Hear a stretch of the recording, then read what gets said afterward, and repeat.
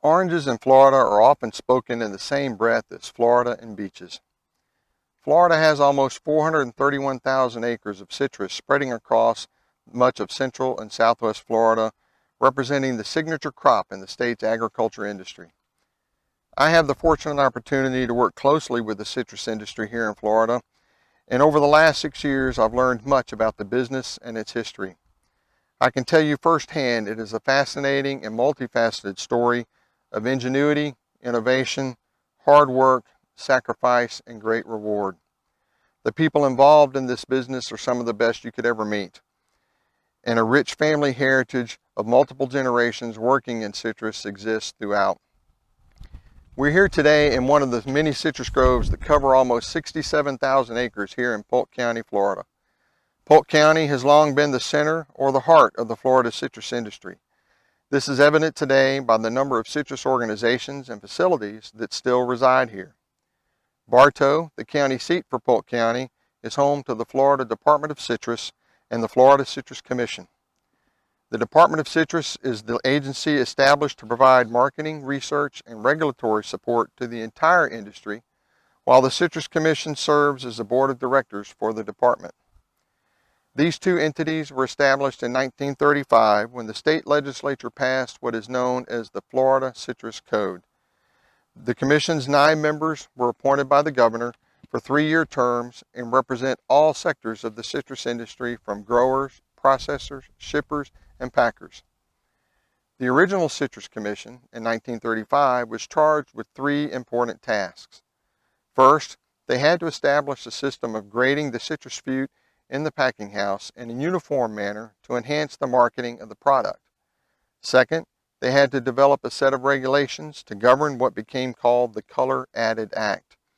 This set of rules dealt with the procedures used in the natural and artificial coloring of the fruit to improve the quality and reputation of Florida citrus.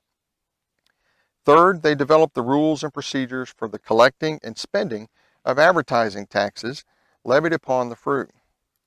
Part of this marketing campaign included the advertising of Florida citrus on the radio via 24 stations nationwide and in weekly ads in 99 newspapers in 75 cities across the nation. The success of this campaign showed itself by the dramatic increase in sales. It was said one could pick up any of the major daily newspapers in a large northern city and see their local grocery market ads highlighting Florida citrus. Today, the Florida Citrus Commission continues to meet on a monthly basis in their chambers in the Department of Citrus in Bartow. Polk County is also home to some of the original giants of the commercial citrus industry on both the growing and processing side of the industry. Brands recognized around the world like Minute Maid and Florida's Natural began and remain operational here in Polk County. An important element in those operations are the contributions provided by the citrus grower cooperatives. Grower cooperatives were from the start and still are vital organizations to the industry to not only remain successful in business, but simply even to survive. Cooperatives are frequently found in the agriculture community. They are formed by a group of growers or farmers who agree to collectively market their products or provide a needed service. In bonding together, not only were the opportunities for success increased, but the overall risk of the operation was decreased. Cooperatives began in Florida in the late 1800s along with the citrus industry. Commercial cooperatives rose to prominence just after the start of the 20th century. 3 of those were here in Polk County, with the Haines City Citrus Growers Association in 1909, the Waverly Growers Cooperative in 1914, and the Dundee Citrus Growers Association in 1914.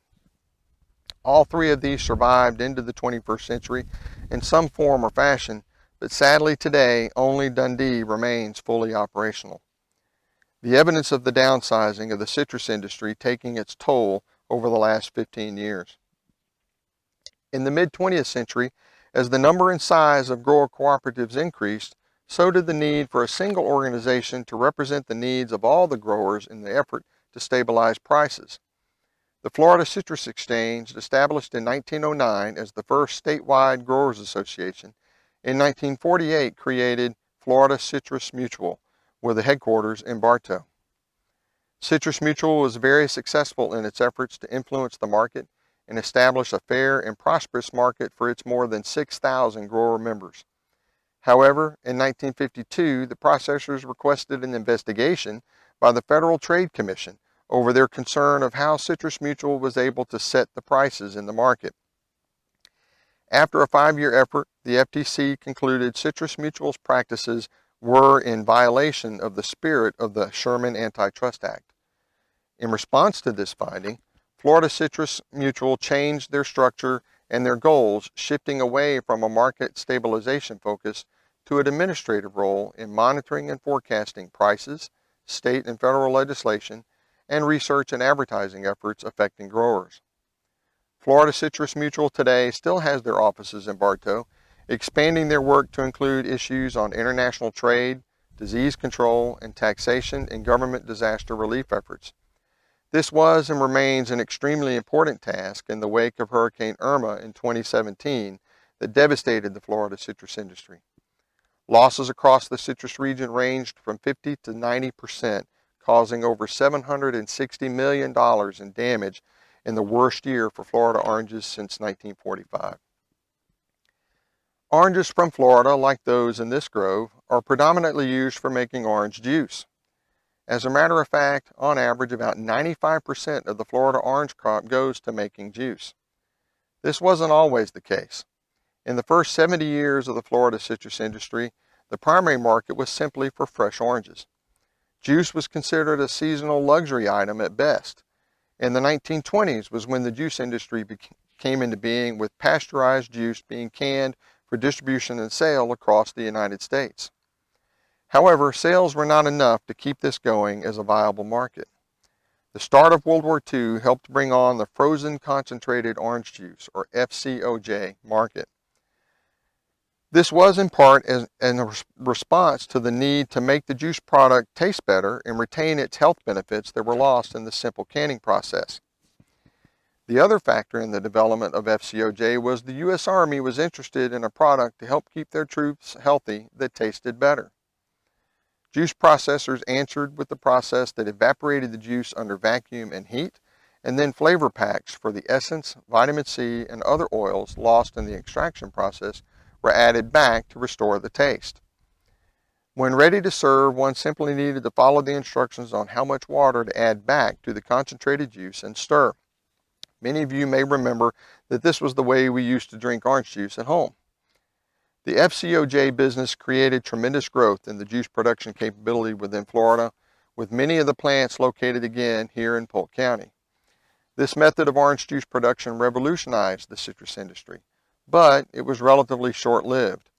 In the 1980s, a shift to NFC, or not from concentrate juice production, began. This is essentially keeping the juice in as close to its natural state as possible. The plants built for the FCOJ process began to shut down as they were cost prohibitive to most processors to change over to an NFC plant. This mainly hit the smaller producers, but the big names of Minute Maid, Tropicana, and Florida's Natural remained. Perhaps the greatest threat to Florida citrus is not one of market share or new technology for the processing plants, but a biological one.